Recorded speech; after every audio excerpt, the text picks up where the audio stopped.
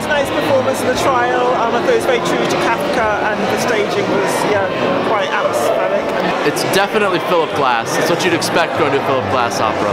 The staging, I thought, really reflected the music and its minimalist design. Because Philip Glass is such a unique style, there aren't many kind of stage productions that you could fit with his music, but this seemed to work just perfectly. We thought the music was absolutely amazing, and I thought the staging was superb.